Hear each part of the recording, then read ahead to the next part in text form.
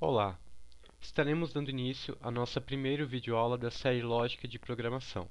Neste vídeo abordaremos conceitos básicos e faremos o nosso primeiro programa.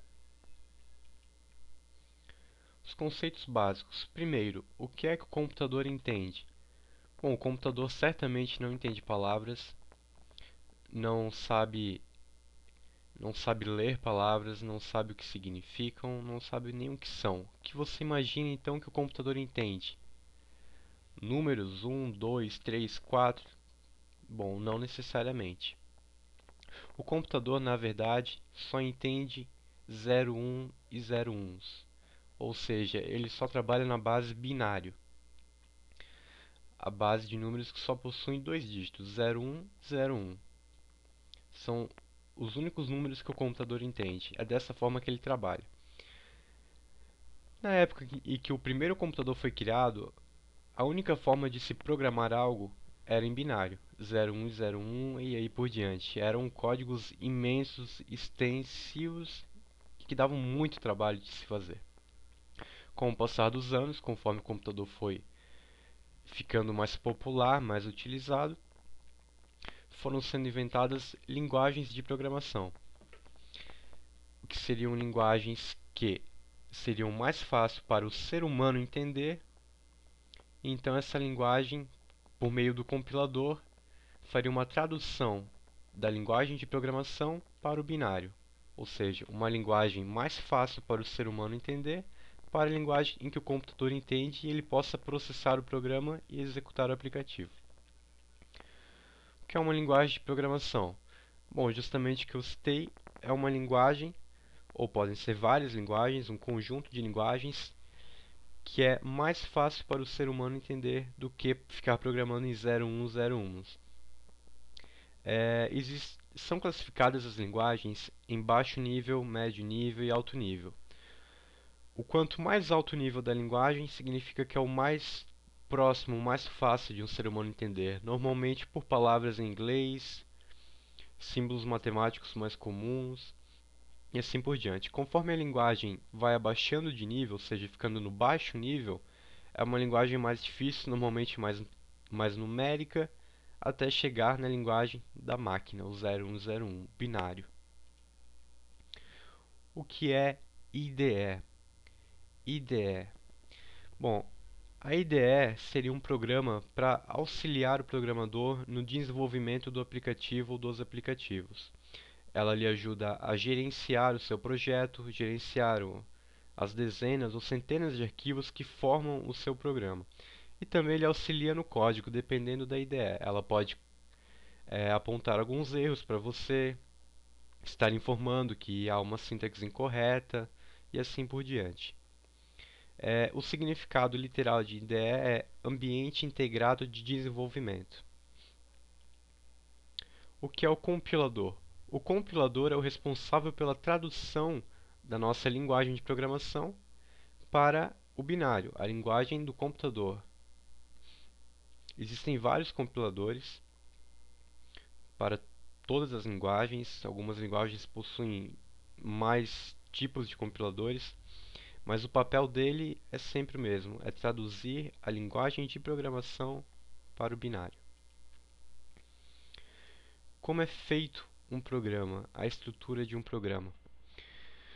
Bom, um programa normalmente é composto por diversos arquivos, normalmente com a extensão da linguagem que você está programando. No caso do C++, seria .cpp, no caso do C, .c. O programa pode ter um conjunto de imagens. As imagens também podem ser salvas e armazenadas em binário. Aliás, elas são armazenadas em binário lá, mas essa parte é o sistema operacional quem se encarrega. Então o programador, para um software típico, não precisa se preocupar com isso. Nós estaremos explicando mais à frente a estrutura mesmo, o esqueleto de um programa, como ele deve ser feito. Bom, mão na massa, utilizando a IDE e conhecendo os tipos de variáveis, declarações e outros. Bom, agora nós vamos começar mesmo a utilizar uma IDE e fazer o nosso primeiro aplicativo. Na série de lógica de programação, eu estaria usando a IDE CodeBlocks. Seria aqui o primeiro resultado no Google. Mas, caso você não queira, você pode utilizar o Dev C++. Também pode baixar por aqui, no próprio site do produtor, Blueshed, ou no próprio Baixa Aqui. Também poderia estar utilizando o Visual Studio, que é o que eu utilizo diariamente.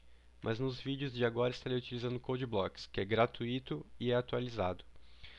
O Dev C++ também é gratuito, mas não é atualizado há muitos anos. Mas você pode utilizar normalmente, vai funcionar em qualquer uma das três IDEs. Para fazer um download do CodeBlock é muito simples. Primeiro resultado no Google, download the binary release.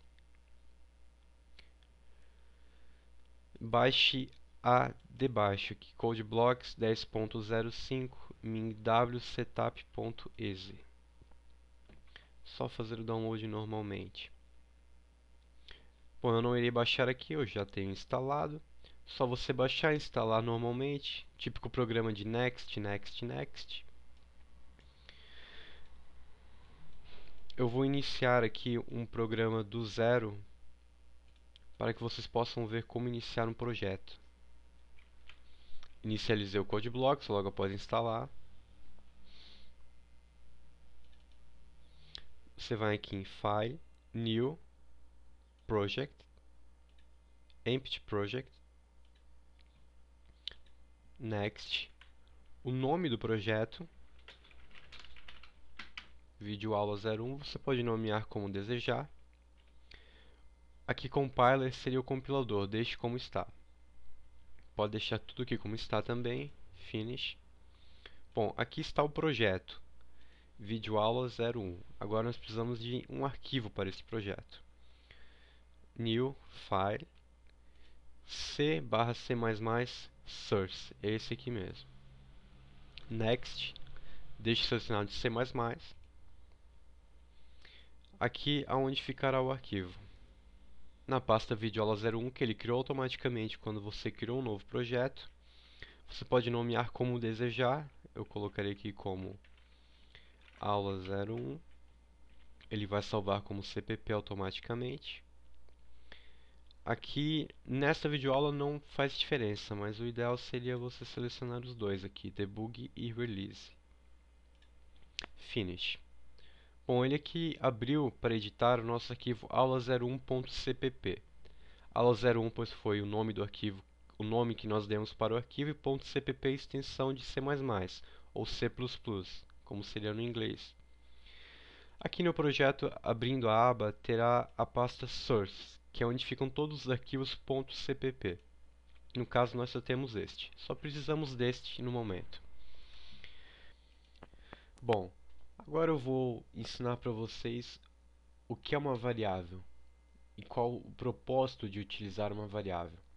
Uma variável nada mais é do que algo que armazena alguma informação, algum valor, algo que pode ser mudado a hora que você desejar. Por isso o nome variável. Suponhamos que nós temos um programa onde vai armazenar as informações do cliente. Bom, para isso você tem que pegar a informação que o cliente digitar no programa, armazenar dentro de uma variável, então depois você pode manipulá-la como bem desejar, seja para salvar num banco de dados ou simplesmente para exibi-las novamente. Todo o processo é feito por variáveis. Existem vários tipos de variáveis. São os mais comuns. Int, de inteiro, ou só armazenam números, negativos ou positivos, mas apenas números e apenas números inteiros. Tem também char, armazena um caractere ou um pequeno conjunto de números. Nós entraremos em mais detalhes sobre cada limitação dos tipos de variáveis na próxima videoaula. Além da int de inteiro da char, temos também double. Double é apenas para números, da mesma forma que o int. mas o double aceita casas decimais, diferente do int de inteiro que apenas aceita números inteiros, como por exemplo 50, 5.000, 8.230. O double você poderia atribuir um valor tipo 10,5. O char armazenaria um caractere ou um pequeno conjunto de números. No caso do int, você pode armazenar números relativamente grandes. Quais mais são usados? String. String armazena um conjunto de chars. No caso, seria para armazenar uma palavra, uma frase, seu nome, ou seja, um conjunto de caracteres. O string ele é alfanumérico, ele aceita tanto um conjunto de caracteres, um único caractere, ou vários números. Int, double, char e string. Agora um outro muito importante utilizado também, bool, de booleano. Ele só aceita dois tipos de entradas e saída: 0 e 1, como no binário, ou false e true, falso e verdadeiro. 0 equivale a falso, 1 equivale a verdadeiro. Esse é o princípio básico. Nem todas as linguagens aceitam essa expressão de colocar uma variável bool como 0. Alguns compiladores, algumas linguagens só aceitam false ou true, mas 0 equivale a false e 1 equivale a true. Isso é padrão e você vai ver em qualquer lugar, qualquer expressão, qualquer algoritmo, as pessoas se referirem como 0 para false e 1 para true. Existem outros tipos de variáveis e várias derivações dessas variáveis, desses tipos de variáveis. Mas no momento essas 5 são as mais importantes e a que nós utilizaremos. No próximo vídeo eu vou citar os outros tipos de variáveis e suas derivações, mas o que realmente é usado no dia a dia são essas 5. Há algumas outras derivações também que se usam normalmente, mas essas são as mais comuns. Bom, podemos apagar tudo.